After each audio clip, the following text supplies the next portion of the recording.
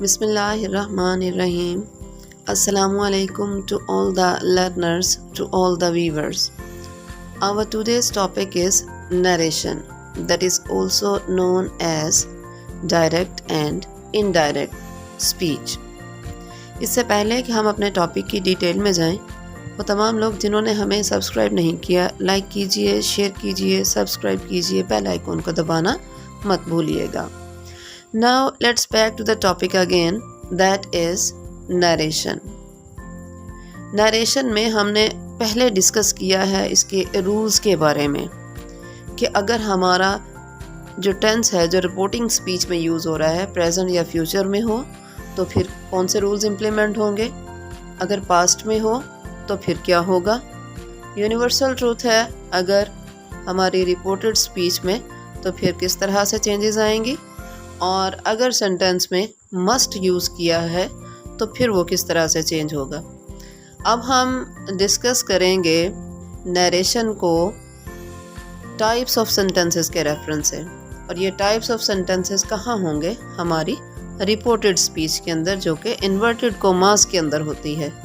ठीक है, वहाँ मौजूद होंगे. द वेरी फर्स्ट टाइप और very first category is assertive sentences. पहली टाइप जो आज हम डिस्कस करेंगे वो है assertive sentences. Assertive sentences simple से होते हैं, कोई बात बताई गई होती है, कोई स्टेटमेंट दी गई होती है, या फिर किसी चीज़ से इनकार किया गया होता है. सब्जेक्ट मौजूद होता है, एडवाइस नहीं होती, ऑर्डर नहीं होता, हैरानी नहीं होती, खुशी नहीं होती, गम का इजहार भी नहीं होता. बहुत ही सिंपल से सादा से सेंटेंसेस होते हैं ये, और इन्हें हम नैरेटिव सेंटेंसेस भी कहते हैं. सो अब हम इन्हें डिस्कस कर लेते हैं कि अगर हमारी रिपोर्टेड स्पीच में, जो कि इन्वर्टेड कोमास के अंदर होती है, असर्टिव सेंटेंसेस मौजूद हों तो फिर किस तरह की चेंजेस जो हैं वो ऑब्जर्व की जाएंगी. Let's discuss them one by one. The very first thing is change said to into told. Said to को हम चेंज कर देंगे टोल्ड में, और ये सेट टू कहाँ होगा, हमारी रिपोर्टिंग स्पीच में, जो कि इन्वर्टेड कोमा से बाहर होती है. ठीक है. Next thing is replace inverted commas by using that. Inverted commas को हम क्या करेंगे, रिप्लेस करेंगे किससे, दैट के साथ. दैट यूज़ करेंगे तो क्या होगा, इन्वर्टेड कोमास ख़त्म हो जाएंगे. Changes of pronoun will be observed. Changes of verb will be observed. और ये चेंजेस ऑफ वर्ब हमने डिस्कस किए हैं अपने लेसन नंबर 3 में बहुत डिटेल के साथ. ठीक है. Changes of adverb and certain other words will also be observed. अब याद रखिएगा कि ये जो प्रोनाउन, वर्ब और एडवर्ब की चेंजेस हैं, ये कहाँ पर आनी है, इन्वर्टेड कोमास के अंदर जो स्पीच हमें गिवन है वहाँ आनी है. और जो इन्वर्टेड कोमास के अंदर स्पीच होती है उसे हम कहते हैं रिपोर्टेड स्पीच. मैं बार बार इन चीज़ों को रिपीट कर रही हूँ ताकि आप इससे अच्छे तरीके से फेमिलियर हो जाएं. Now let's discuss some of the examples, ताकि सारी बातें हमें अच्छे से क्लियर हो जाएं. The very first example is, he said to me, I am anxious to go today. We will write it as he. Said to को हम किस में चेंज करेंगे, टोल्ड में. सेड टू को टोल्ड में चेंज करेंगे. मी कोमा ख़त्म कर दें, इन्वर्टेड कोमास की जगह पर क्या लगाएंगे, दैट. आई प्रोनाउन है, चेंज होगा किसके अकॉर्डिंग, जो हमारी रिपोर्टिंग स्पीच का सब्जेक्ट है उसके अकॉर्डिंग. आई जो है वो ही ने अपने लिए यूज़ किया है, तो आई जो है वो चेंज हो जाएगा ही के अकॉर्डिंग, ही में. एम प्रेजेंट टेंस है, पास्ट में चेंज होगा, ही के साथ वाज लगेगा. Anxious to go today. Today किस में चेंज होगा, that day. And our sentence will be, he told me that he was anxious to go that day. याद रखिएगा, नरेशन करते हुए डायरेक्ट स्पीच को इनडायरेक्ट स्पीच में कन्वर्ट करते हुए हमने वर्ड टू वर्ड ही चलना होता है.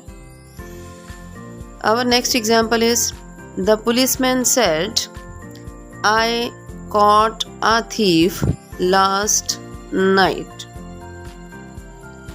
We'll write it as the policeman said. अब यहाँ देखिए, हमने said को said ही रहने दिया है, told में चेंज नहीं किया. रीज़न क्या है? said के बाद to मौजूद नहीं है. अगर said के साथ to होगा तो told में करेंगे, अदरवाइज said ही रहेगा. कॉमा ख़त्म कर दें, इन्वर्टेड कॉमास को रिप्लेस करें बाय यूजिंग दैट. आई, अब इस सेंटेंस में आई जो है वो पुलिसमैन ने अपने लिए यूज़ किया है और पुलिसमैन के लिए प्रोनाउन क्या होगा? ही. सो आई की जगह पर क्या यूज़ करेंगे? ही.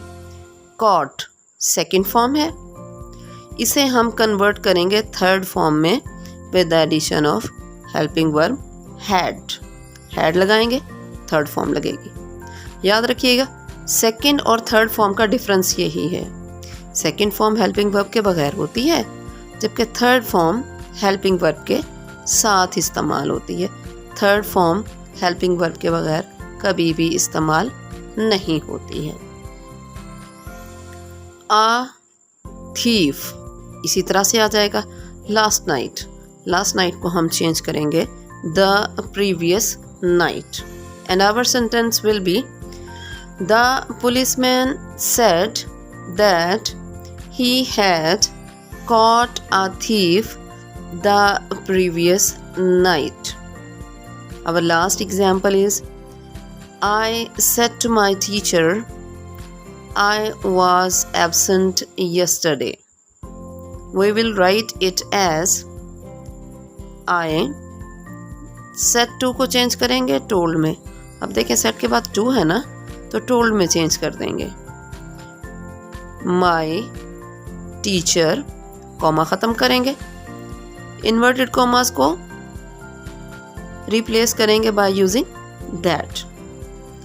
आई, यहाँ पर जो प्रोनाउन है वो चेंज नहीं होगा. रीज़न, आई जो है वो आई ने ही यूज़ किया है, लिहाजा आई जो है वो चेंज नहीं होगा.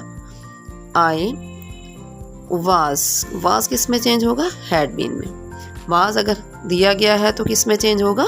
हैड बीन में.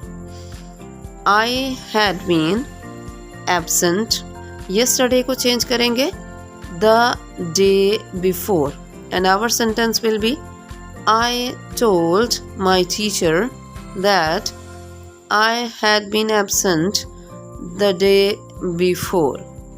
Keep on practicing. Have a nice day. Thank you so much.